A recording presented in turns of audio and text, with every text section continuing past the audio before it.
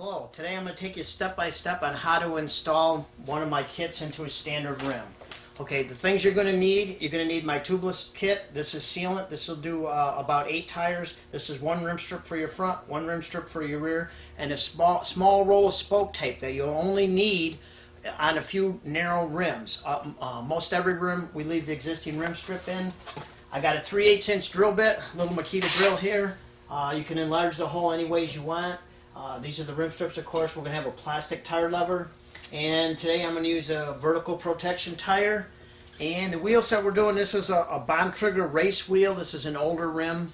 It's an asymmetrical rim. The very first thing that I do is remove the tire, of course. In this case, I'm going to leave the factory rim tape right on.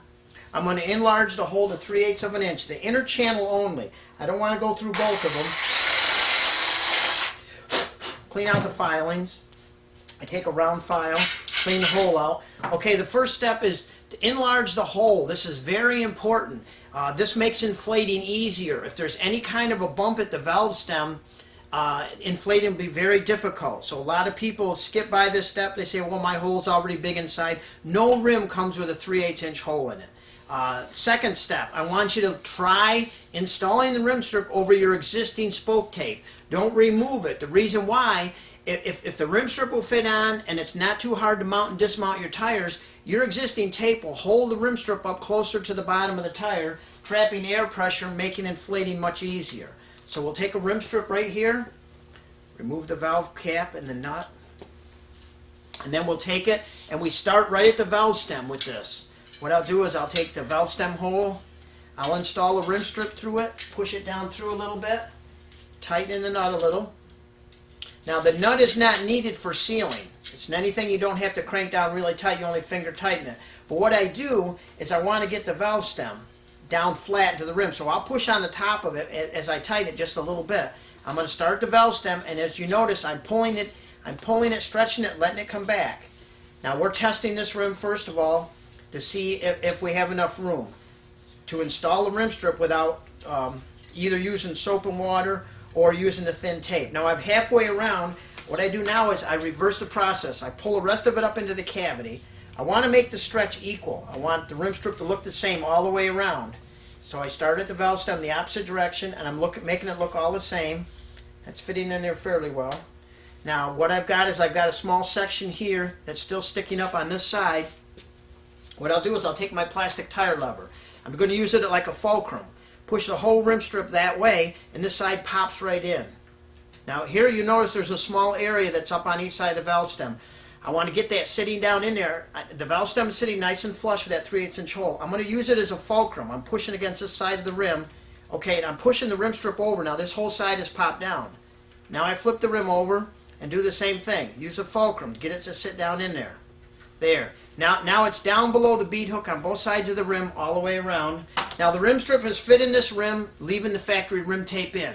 Our next step is to take a tire and try mounting it. You don't need new tires. I'm just using a new tire here as a demo. Now whenever you're mounting a tire tubeless, I usually hang the tire and I keep the valve stem towards the bottom.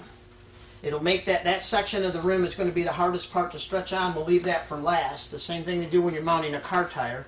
And then I work each side of the rim downwards in, the tire onto the rim, get it into the drop center. And the same with this side here. And if this is all sitting in the drop center, you can usually get these tires on quite easily. Stretch a little bit down with my hand. There. Now that bead is mounted. Now we take the second bead. I'm not using any sealant at this time. We're not ready for the sealant. Our first chore is to see if we can get this tire to inflate. You don't want to waste all your sealant. Now here's what I'm doing is I'm holding a little pressure up here onto the rim, and I'm pushing this to make sure it's all in the drop center. Then the slack up here, we can usually just stretch the tire right on just like that. The tire's stretched right on. Now here's a very important step before we try to inflate it. Okay, this is our soap and water. It's just liquid dish soap. I use a very soft bristle brush. Doesn't have to be anything you've got. Knock most of the liquid out. This is a lubrication. I just take a few seconds, soap it all the way around. Okay, next step. You want to pat the top of the tire every few inches all the way around to get it to take a little bit of a shape. These are all things that are very important for inflating. Then again, I put the valve stem downwards. Now what you can do is make sure your cap is open. You probably might want to do is take a pair of pliers and unscrew your valve core and remove it. If you take the core right out, it will increase the airflow tremendous amount and make inflating much easier. Now I'm going to take my floor pump, and as you can hear a lot of air coming out right here. So I'm going to hold this with one hand and try pumping with the other hand. And as you see, the tire's already inflated. We know we can inflate it. We know that we can still mount and dismount the tire. If the rim strip, certain rims, if they're designed poorly, or if they have a really high center, if you have too hard a time mounting the tire, if it takes a lot of plastic tire levers, then you can take the factory rim tape out and use the thin tape that comes with the kits. Use this thin nylon tape. Put 1 to 2 layers over it. This will be much, much thinner than a Velox rim tape. Now what we're going to do is we're going to go on to the sealant. What I'm going to do is I'm going to take this plastic Yorker spout and I'm going to cut the tip of it off with these scissors. Just above this little red plastic cap, so this cap will still snip on. Then I'm going to put the sealant, or the Yorker spout on the sealant, and I'm going to invert it like the instructions say. But I'm going to look right here. Can you see those gold crystals? Okay, I've got the bottle inverted. I'm going to shake until I no longer see those gold crystals at the bottom. I can still see them. What we've got to do is we've got to get those crystals so they're all mixed in with a mix. Now right now I don't see any more. I'm going to put the sealant in with a 2-ounce scoop right from the outside. I usually do this on all the first tire applications and then use the injector for refills. I'll put about 1 1/4 to 1 1/2 scoops of sealant into it. Pour it down inside the tire. Reach in, there's some crystals left in the bottom. I take a little bit of the cream off the top and rinse it back in, just like that.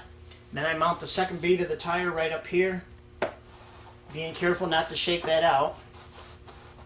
Okay, I'm going to do about half of it like that. All the sealant's at the bottom. Now I'll rotate the tire so the sealant's down here in the bead I've already got. So when I do this last little bit of bead, shaking it on, it's going to be like that. Okay, now we're going to take our soap and water.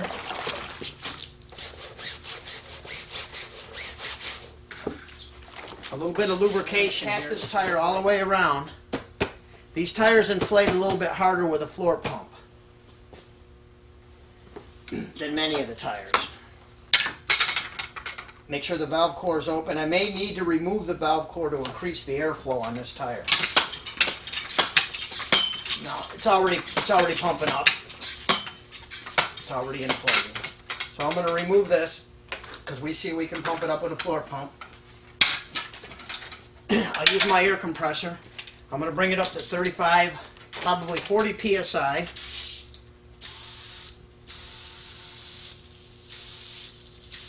Now there's 40 psi. What I'm going to do is I'm going to hold it here and do this little shaking motion.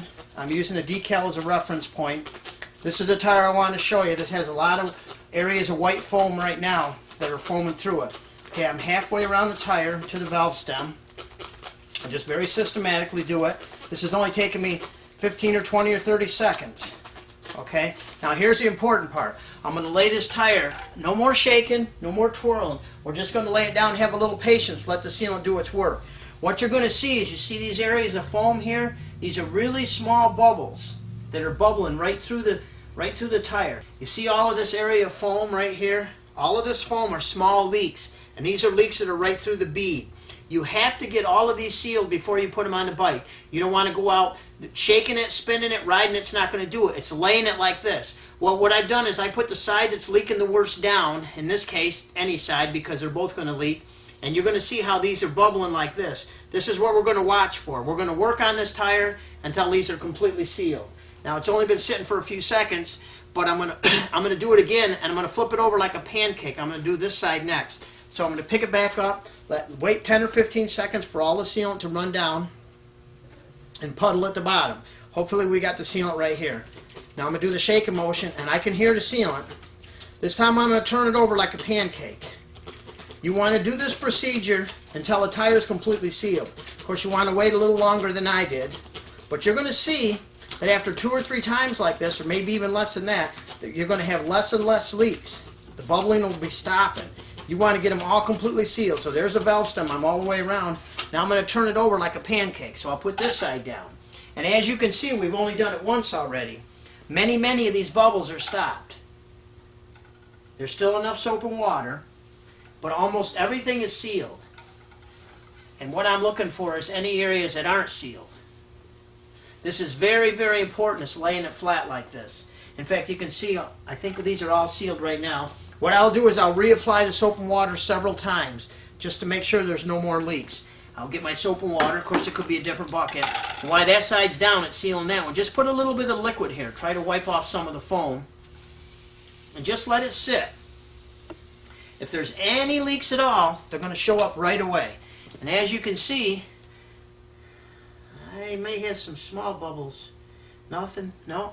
I don't see any bubbles. Nothing that was foaming like it did earlier. We have almost everything sealed on this side of the tire. Now we're rushing it a little. But now this side, this is what the leaks will still look like. Now whether we have them all or not, which we don't, this is still bubbling like mad. So this is the side of the tire we need to work on some more. The other side's almost totally sealed. Start at the valve stem, same thing. Hold it for a few seconds, 15 or 20 seconds, shaking motion. We're going to repeat this procedure till everything is completely sealed. We have no leaks. We are not going to put the tire onto the bicycle and try riding it miraculously thinking that sealant's going to touch these areas. The sealant's going to touch the tread. Okay, very, very quick, just like I'm doing, 15, 20, 30 seconds. Lay the tire flat. The side that's bubbling the worst is down. We'll let it sit for 5 or 10 minutes. We'll repeat the procedure, and we'll keep doing it over and over until they're all sealed. This is the way you seal difficult tires. I've never found a tire we can't seal. If you can get it inflated, the sealant will seal it.